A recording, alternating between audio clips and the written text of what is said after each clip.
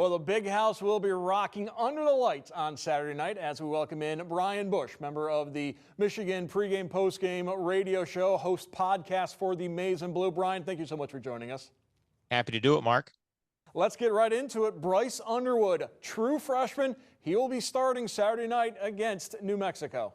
Yeah, he's the fourth all-time true freshman in Michigan history to get the start in week one. And while the likes of Chad Henne and Tate Forcier were pretty highly regarded as recruits, this is a different deal. Bryce was the #1 overall recruit. He has not shied away from expectations, from the belief that he can immediately come in and do great things for a Michigan offense that did not have great quarterback play, did not have a whole lot going for it in any way, shape, or form outside of Colson Loveland last season. So expectations internally are high. I think externally are high for what Bryce can be. A question, will he be that great? I think he certainly can, but you got to show it. And it starts week one under the lights at the big house. I think one of the interesting things is the maturity of Bryce Underwood. He is embracing this pressure. And one of the Michigan co-captains, Max Brederson, the fullback, he's been saying, you know what, I want Bryce to be my roommate. I want to be with him almost night and day to help this young man come along and be one of the leaders of this team. And you cannot learn from anybody better via osmosis than the two-time captain, Max Bredesen. That dude is the embodiment of football. He is, the Bredesen family is, only brothers to ever be two-time captains, which is really cool, he and his brother Ben. But in terms of Bryce, I thought it was interesting how Sharon Moore discussed why Bryce Underwood earned this starting quarterback spot. He emphasized earned, and Sharon dated it all the way back to when Bryce arrived. He was working hard from the get-go in the building, earning teammates' trust, working very hard. I do wonder if there would have been maybe more big-time competition had Mikey Keene been able to go through a full off-season workout. But the reality is, if you invest the type of time, energy, money that Michigan is in Bryce Underwood, and Bryce Underwood has the type of recruiting rankings and the type of talent that he possesses, it makes a lot of sense for them to just say, hey, it's time to let it fly. Let's see what Bryce can do as a true freshman as QB1.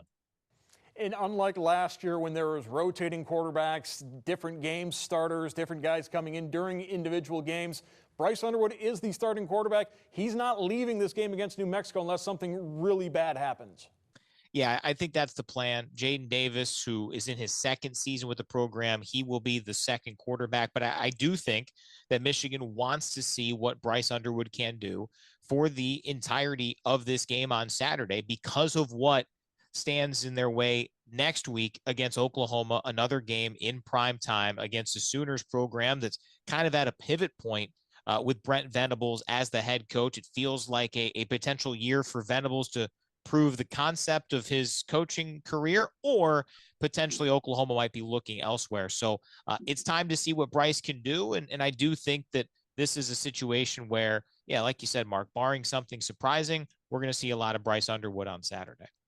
We know how much the offense struggled last year for a lot of different reasons. Obviously, you got a new quarterback, also have a new offensive coordinator. I suppose we're going to find out on Saturday if those changes are enough to turn around an offense that was historically bad last year.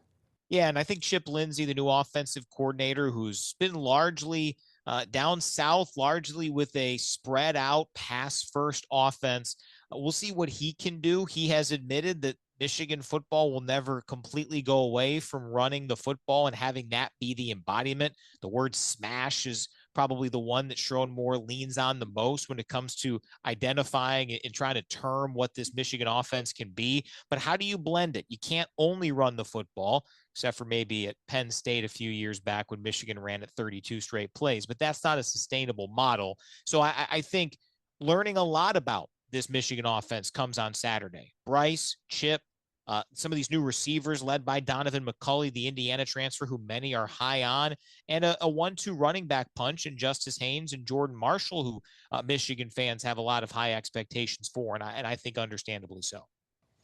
Other side of the ball, Michigan has relied on defense to keep them in games for the last several seasons, and despite losing several first-round draft picks, that defense is going to be the strength again this year. I'll tell you, talking to people, being around the building, it does feel like many do think this Michigan defense can be deeper and maybe better than last season's. And now, will they have 2 top 13 picks this time next year, like they had with Mason Graham to Cleveland, Kenneth Grant to Miami, and then a first-round talent in Will Johnson, who just didn't get there because of some of the medicals? That's probably a tough putt. But I do think there is a belief that Michigan's defense, say their 10th best player this year, they think is better than their 10th best player last year. We'll see how it goes, but that's the one thing Wink Martindale, Michigan's second-year DC, always talks about. He wants depth. He wants to shuffle players in and out. And from all accounts, the belief is that Michigan will have that luxury and then some this year. New Mexico coming to town on a Saturday night. First-year head coach, a lot of changes in that program. Sharon Moore on Monday said, we run a lot of trick plays. New Mexico really runs a lot of trick plays. So there's going to be, you got to stay on your toes against the Lobos. Yeah, it'll be an interesting dynamic because there is a lot of newness to New Mexico, like there is. We see it here locally in the MAC with teams like Bowling Green and Toledo as well, where you have to reshuffle. But Jason Eck knows the Big Ten. He played offensive line at Wisconsin. He did a heck of a job at Idaho. He led Idaho to giving Oregon a score scare last year. If you recall, in week 1, the yardage was completely lopsided, yet Idaho kept hanging around. So I do think it'll be an interesting test, but one where Michigan, deservedly so, is a heavy favorite. And I think more than anything else, this is a great opportunity for Michigan to see just how locked in they can be and how detail oriented they can be when it comes to some potential trickeration. And showing just how close the coaching community is. Sharon Moore and Jason Eck, they share a mentor. So they've got some of the similar DNA in their programs, which should make for an interesting matchup on Saturday night. Brian, thank you so much for joining us on College Ball Weekly. And of course, you can catch Brian pregame and postgame on the Michigan Radio Network. Brian, thank you. Thanks so much, Mark.